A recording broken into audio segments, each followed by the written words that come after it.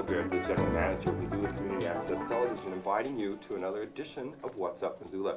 Today we're going to visit with Cindy Weese, who's the Executive Director of the YWCA. Also in the studio is Jen Ewell, who runs the GUTS program. We're going to find out about that and a week without violence. Thank you both so much for coming. Thank you. Most welcome. Well, Cindy, as promised, as Executive Director, I was going to ask you to give people watching an idea of where the YWCA came from. I know it stands for the Young Women's Christian Association. And now you told me how long it's been in Missoula, 95 years. But in the understanding of its history, why did it form in 1911? What need did people see? And I guess, please tell people a little about how it's evolved. Sure. Well, the YWCA Missoula formed in 1911, and it was formed by a group of Christian women. It was following a time of intense revivals in Missoula, and this group of women got together and decided to form an organization that could help young women specifically in our community. And when you said revivals, you mean like revivals, like Christian revivals in the Yes. tents and people saying, Absolutely. come back to the Lord and what have Right. you, and people looking to make improvements in themselves. Kind of a reflective time where people said, I can improve the way I behave in this town, the way I am with myself. Absolutely. And these women were following the doctrine of the social gospel movement at the time, which really obligated the most fortunate members of society to work to help meet the needs of those who were less fortunate. And so they formed the organization, and they started out by providing help to young girls who were traveling to and through Missoula by train, and many of them were coming from the outlying areas of Montana, the rural areas, coming to Missoula to work. And so the YWCA would meet them at the train station, bring them back to the Y, and really act as an employment agency and a room registry in town, matching the young girls to jobs, and then rooms in people's homes where they could stay while they were working here. Sort of being like the loco parentis that universities used to take on in place of the parents. Right. And that must have been, it's kind of a shock, but Missoula, formed in 1883 or whatever it was a big city with all these potential big city vices. Right. And as a lot of people know, you just have to wander around the train station buildings. Oh, that used to be a house of prostitution. Oh, that used to be a house of prostitution, and so on. But that it really was a more complicated and potentially dangerous place for young women coming from rural areas. And definitely the YWCA wanted to protect the young women who were coming in to work from those things, so that they didn't have to maybe engage in prostitution to make a living in Missoula. And it must seem very far-fetched to people, but Jack Reedy, who's on the city council, can remember when Front Street was the row of bordellos. He talked about how he'd get in trouble when he got home from selling newspapers if he smelled of perfume. His mom knew that he had been in the bordello row. And he's, very much with us on the city council, and he can remember when that was a commonplace thing in town. So there's a change for you. Definitely. And the YWCA has evolved over the years, and really has always strived to have their finger on the pulse of the needs of women and children in our community, and then to be able to maintain services to meet those needs. And so over the last 95 years, we've evolved from an organization, small organization of Christian women, to a much larger organization of women and men of many beliefs and values. We're a secular organization today who really are working myriad ways to empower women and eliminate racism. Interesting two things, because I see it on all the press materials now. Now, how did that come about to add, and this is different too, one seems like a defensive posture to protect women when it starts, and now that's changed a little. It's empowering women, which is a little less maybe maternal, but more, empowering. And really trying to create opportunities for women's growth, leadership, and power, say. And we work to eliminate racism because we believe that racism is a women's issue.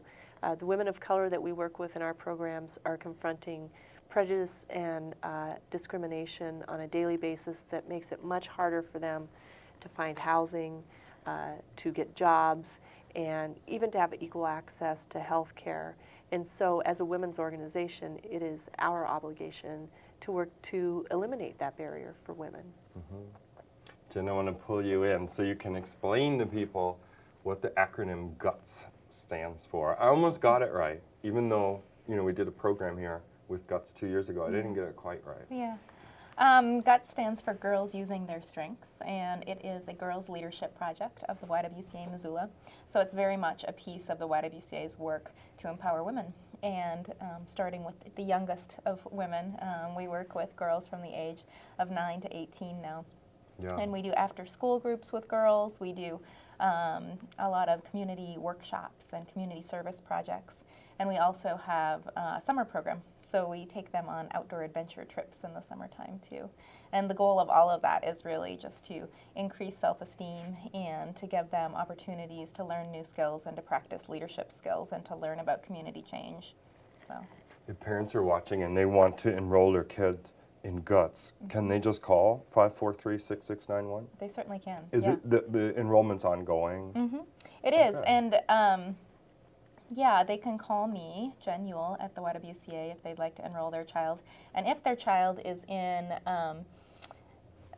Missoula, in the city, and they go to school here in one of the public schools, then they can also access it at school through the Flagship Project. We partner with the Flagship Project to do groups after school, so they can also access it that way. And if people don't know, the flagship school projects are after-school programs, I think for middle schools now. Middle schools And high school? schools, yep, Oh, and they okay. even have some in a couple of the elementary schools now. Oh, that's really something. And I want to mention to people, in case you are just flipping through the channels, I'm visiting with Cindy Weese, who's the Executive Director of the YWCA. Jen Eulen, who's the GUTS Program Director, is here. And if you want to find out more about our next topic, which is the Week Without Violence, you can go on the website for the local Y. And that is, I'm going to put it here, but if you have a hard time reading it, it is YWCA of Missoula, onestring.org. You can always call 543-6691. Yeah, it kind of brings us to the Week Without Violence, because it's going to be going on this week that this program is running on MCAT. So I don't know if you want to start it. This program will start Monday. There will have been something on Sunday.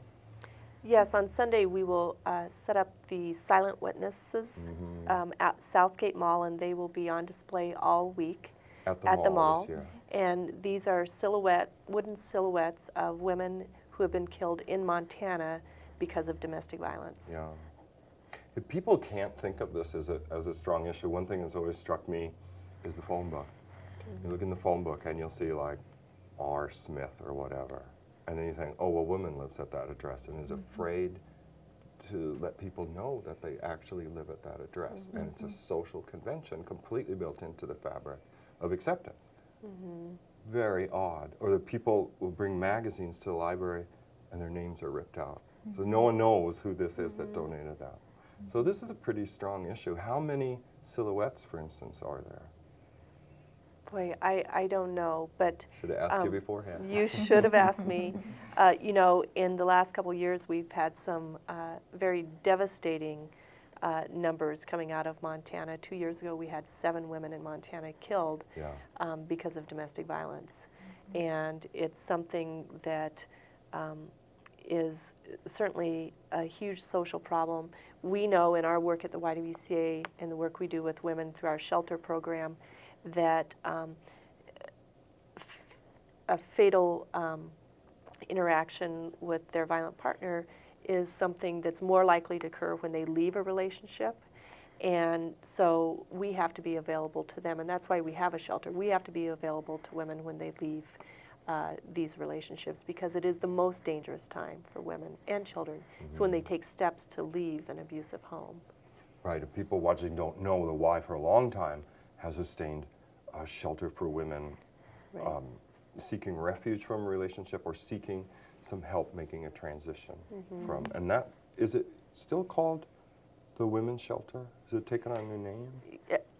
No, we don't have a formal name for it, but Okay. it's a confidential shelter for women and children fleeing domestic violence. And fortunately, over the years, we've also been able to add to our services so that we have also 18 apartments scattered throughout Missoula where we can provide transitional housing. So once women are able to leave the shelter because they no longer have a need for confidential shelter, we can help them with housing for the next 18 months so that they can kind of put their lives together, maybe find employment or finish some education so that they can make it on their own. Gotcha. Well, okay, I didn't want to take you too far away from the week, sorry. On Sunday is the silent witness. So these are silhouettes that will be in Southgate Mall. An opening ceremony or anything? I guess people will already, this will show on Monday. Right. But there will be an opening talk or they'll be set up there. Yes, they'll be set up for display. Yeah. Each profile will have a story of the person it represents. Right. Yeah, it's a pretty graphic image. It's Yeah. amazing. They how were in the touching they are. hallway, you know, City Hall some years ago, Yes. so I saw them quite a bit. And what is the, do any of you know the statistic offhand? Like, women are most likely to be killed. Yes, when As they're far as murders against women, it's usually the husband, boyfriend, partner. That's Right. the perpetrator of that. Right. Women are much more likely to die of homicide at the hands of someone they know and someone they love than they are at the hands of strangers. Yeah. What's happening on Monday of this week? Do you want to take that, Jen? Well, I know that we're having an art display at the public library, and this was art that was created by children in our children's program at the ywca Missoula. So these are children who may have experienced domestic violence or may have just been a witness to domestic violence in their home. So it's just a chance for folks to really connect a little bit with the work that we do with children. And Tuesday, the date is going to be the 16th? Okay. It is. And we will be doing YWCA staff will be doing a workshop for the school district called Making Our Schools Safer. And it's a workshop for teachers, and we will be talking about the effects of domestic violence and recognizing domestic violence in children's homes. Oh, so when the children come to school, the teachers have a little stronger idea of maybe who might need some help, some talking to, and so on. Right. And how to connect them with help. Is it a public talk or is it just for the school teachers? That particular one is for school teachers, I believe. Yeah. Yeah. We have another one that's for the public. Right. And that one's from 3:30 to 5 p.m. at the School Administration Building. On South Avenue. Wednesday. And Wednesday is the workshop that Jen was referring to that is open to the public, and it's Confronting Violence Against Women, taught by a YWCA staff member.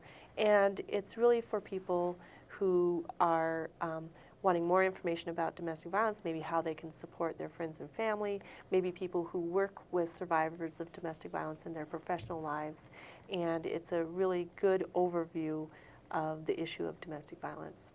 And is that being held at the Y? Yes, it is from 9 to 3:30 p.m. on that Wednesday. Oh, it's all day then. It's a free workshop. And once again, if you're watching and you're interested in any of the programs that are part of the Week Without Violence, you can visit the YWCA website. It is wycaofmissoula.org. That leaves us, is it Thursday and Friday? It's actually YWCA of Missoula. Oh, right, .org. YWCA of Missoula.org. I'll put But the it down W there. matters. Yeah, it certainly does. And I'll put it down on the screen for you, just in case. And also the phone number, 543-6691. Yep. And Thursday and Friday. Thursday, we're showing a film and having a discussion. It's about facing violence among men, and this has been sort of a growing area of interest and concentration in our work, and that is involving men in preventing domestic violence. For a long time, this has been work that has been primarily done by women, and so this is going to be a discussion, and we encourage both men and women to come and talk a little bit about our culture and how it is that there are so many men who engage in violence in our culture and what that's about. And that program, MCAT is going to take part in that. So we'll be offering a program that includes the film that's going to be shown and some of the follow-up discussion. Oh, great. Friday, is it the last day? Saturday is the last day, but on Friday we will be doing an event around eliminating racism and hate crimes, and it's at 7 p.m. at the new Har Shalom facility on Russell Street. And what we will be doing is showing the YWCA anti-racism ads that have been running on television, and then having a facilitated discussion about the issues that are addressed in those ads. And what time of the day is that? That's at 7 at night. And Har Shalom is the host facility for host that. facility on Russell Street. Two more days? One more day. And Saturday. then the last day is Saturday, and Jen can talk Saturday. about that. Yep. Okay. The last day, the focus is sports and recreation and sort of alternatives to violence, fun activities. And we're hosting a workshop for girls, and it's a skateboarding workshop. And the reason that we're doing that is because I've had a lot of girls ask me if we could do something like this because they really want to learn to skateboard. It's the cool thing to do these days, and there's so many boys that do it and are always kind of at the skateboarding ramps that they feel sort of intimidated by that. So we're hosting a workshop for girls from 1 to 3 p.m. on Saturday, and it's going to be at the Sheck Skateboard Park, which is the South Hills Evangelical Church's skateboard park. So it's an indoor facility. So it doesn't matter what the weather's like, we can still do it. Oh, that's And great. that's, I think it's on North Street, 1919 North. And it'll be really fun. I think we're going to have a couple of expert women skateboarders there to show off some of their tricks and kind that's of really act great. as mentors to the girls who want to learn. So. And once again, if people are interested in that, I will tell you the website correctly. It's ywcaofmissoula.org, or you can phone 543-6691. Well, is there anything you want to add? Anything that we might have left out? I think everything is free. People are interested in that. Do you want to talk a little bit more about the racial justice? Yeah. Why Okay. we're doing that specifically? Right.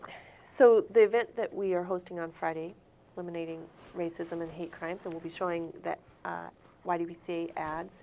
And the YWCA is in the third year of a 3-year social marketing campaign aimed at raising awareness of the issue of racism in Missoula and encouraging and helping white people learn to be allies to people of color, and also to take steps to interrupt racism when they see it.